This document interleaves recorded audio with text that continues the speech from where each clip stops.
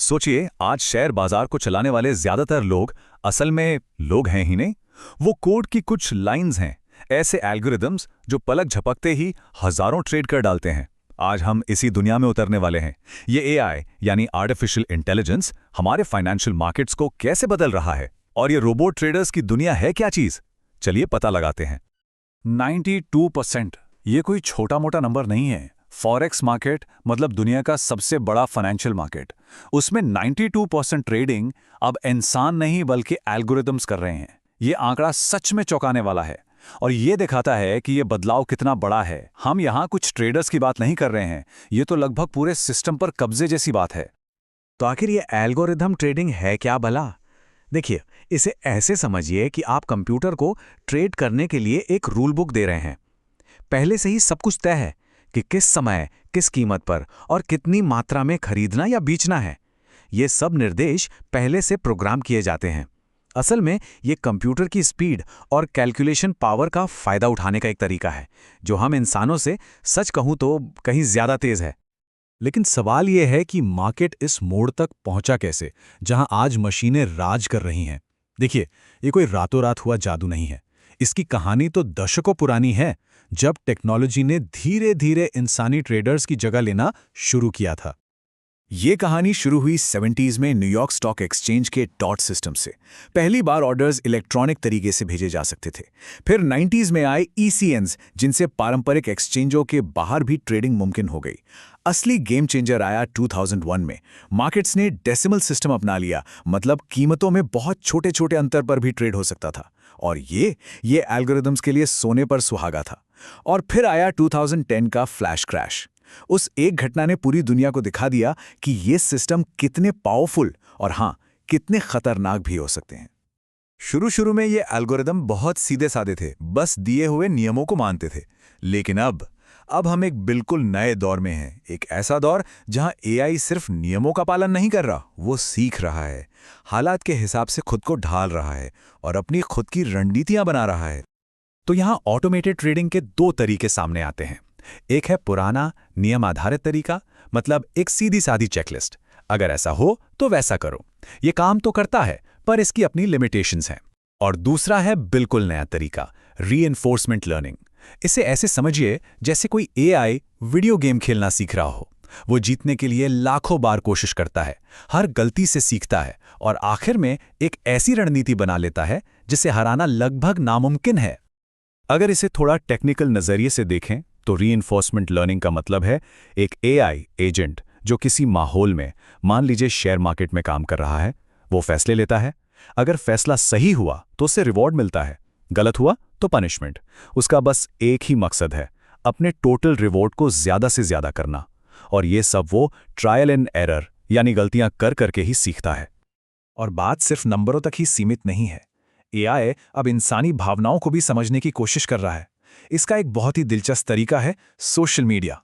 AI social media पर चल रही बातों को एनालाइज करके मार्केट के मूड का अंदाजा लगाता है। जैसे रेडिट की ये पोस्ट, कोई इंसान इसे पढ़ेगा तो शायद थोड़ी चिंता होगी, लेकिन एक एआई इसे पढ़कर क्या करता है, वो इसे एक नेगेटिव सेंटिमेंट स्कोर दे देता है। और जब एआई ऐसी हजारों लाखों पोस्ट को एनालाइज करता है तो धीरे धीरे एक पैटर्न उभरने लगता है। ये पूरी प्रक्रिया काम कैसे करती है? एआई मॉडल हर पोस्ट को पढ़ता है और उसे एक सेंटिमेंट स्कोर देता है, नेगेटिव, न्यूट्रल या पॉजिटिव।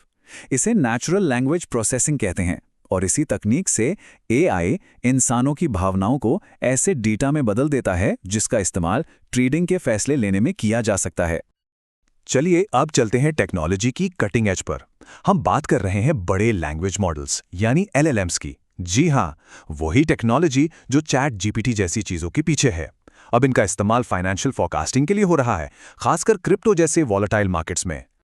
और ये सच में क्रांतिकारी आइडिया है। अब तक LLMs का काम शब्दों और भाषा के साथ था, लेकिन अब रिसर्चर्स इन्हें सीधे नंबरों का डेटा, जैसे स्टॉक या क्रिप्टो की कीमतें, एनालाइज करने के लिए ट्रेन कर रहे हैं। ये मॉडल अब कीमतों में ठीक वैसे ही पैटर्न ढूंढना सीख रहे हैं जैसे वो भाषा में ढूंढते हैं। जरा इन ग्राफ्स को देखिए। जो नीली लाइन है वो है इथेरियम की असली कीमत, और उसके साथ साथ जो ऑरेंज डॉटेड लाइन चल रही है वो है लामा 3 और GPT-2 जैसे मॉडल्स की भविष्यवाणी। देखे तो जरा, AI की भविष्यवाणी असली कीमत के हर उतार चढ़ाव को कितनी सटीकता से पकड़ रही है। ये इन मॉडल्स की जबरदस्त काबिलियत का सीधा सबूत है। और सबसे बड़ी बात यह है कि ये टेक्नोलॉजी अब सिर्फ बड़ी कंपनियों तक ही सीमित नहीं रही।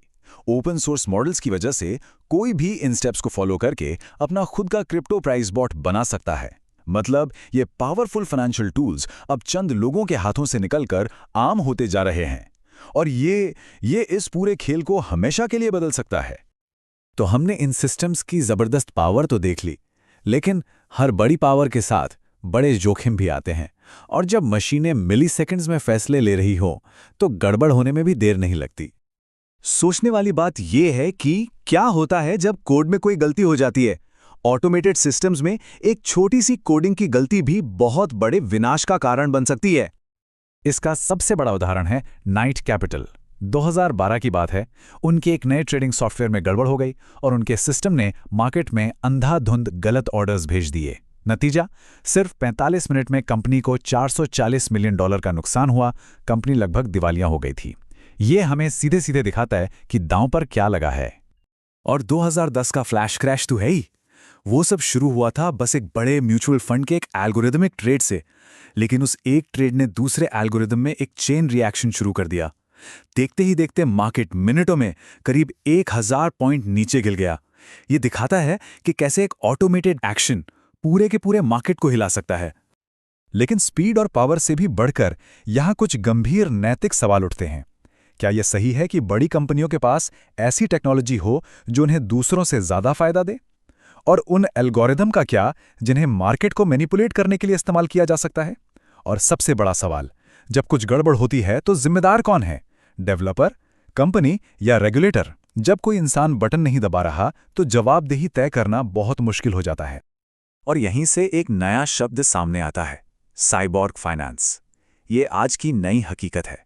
एक ऐसा मार्केट जो न तो पूरी तरह इंसानी है और न ही पूरी तरह मशीनी। ये एक हाइब्रिड है जहां इंसान और एल्गोरिदम के बीच की लकीर लगातार मिटती जा रही है। और ये सब हमें एक आखिरी और शायद सबसे जरूरी सवाल पर लाकर छोड़ देता है। जैसे जैसे मशीनें कंट्रोल अपने हाथ में ले रही हैं, क्या हम एक ऐसे पॉइंट पर पहुंच रहे हैं जहां इंसान अब ड्राइवर की सीट पर है ही नहीं? इस नई फाइनेंशियल दुनिया में असली कंट्रोल आखिर किसके पास है? यह एक ऐसा सवाल है जिस पर सोचने की बहुत जरूरत है।